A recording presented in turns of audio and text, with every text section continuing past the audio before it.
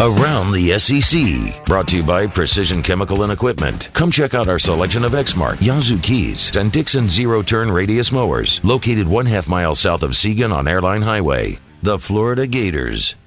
John Brantley is fine, at least according to Will Muschamp. He sat out their scrimmage over the weekend with a back issue. Will Muschamp said it's nothing more than normal soreness players experience in preseason practices. We'll keep an eye on it. Florida has another scrimmage on Wednesday. We'll see if Brantley plays.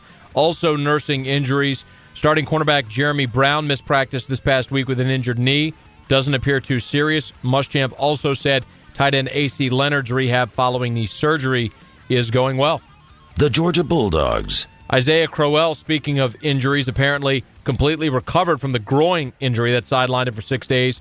In his second practice back, Crowell wowed his coaches and teammates in the scrimmage portion of Saturday's practice. His backfield mate, though, Richard Samuel, not about to return. Mark Richt said the junior will be out at least until early this week with a strained quad. Also over the weekend, Georgia unveiled their Nike Pro Combat uniforms that they're going to wear against Boise State.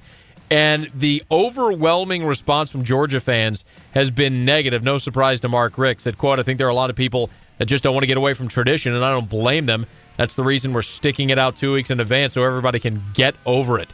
That game's being played in the Georgia Dome September the 3rd. The Auburn Tigers. Gene Chizik has given his team 2 consecutive days off. The Tigers didn't practice Sunday. They won't today either. Quote, we need it. They're tired. They've worked really, really hard, Chizik said. Auburn returns to the practice field tomorrow afternoon, first of 4 straight days of practice. And it's an historic lack of respect for those Auburn Tigers. Checking in at the first AP poll at number 23. It's the first time in 20 years that a defending national champion has not been ranked in the top 10 of the following season's preseason poll. The last time Colorado won the national championship in 1990. In 91, they began the season number 12.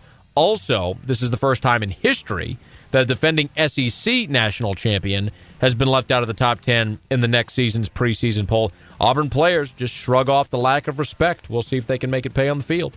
The Kentucky Wildcats. After the final football scrimmage over the weekend, the most heated battles in Lexington are at running back, wide receiver, tight end, and a couple of special team spots as well. Joker Phillips and offensive coordinator Randy Sanders are artfully dodging questions after the scrimmage about who made the cut. We can expect more of those answers to come this week after the coaches might have had a chance to watch some more of the scrimmage video. Also this week, a crew from ESPN will be on campus to shoot Kentucky players and coaches as part of the All Access series that'll run during the season. Kentucky's first 3 games are on ESPNU. Might see the footage then. The Vanderbilt Commodores. And Austin Carta Samuels, formerly the starting quarterback at Wyoming. He's chosen to transfer to Vanderbilt. Vandy does not currently have a quarterback counted among its 2012 recruiting class. Carta Samuels will be eligible next season. Got to sit out this year due to NCAA transfer rules. Also, Vandy's starting quarterback position will be up for grabs when senior Larry Smith graduates after this season. There you have it. That is Around the SEC.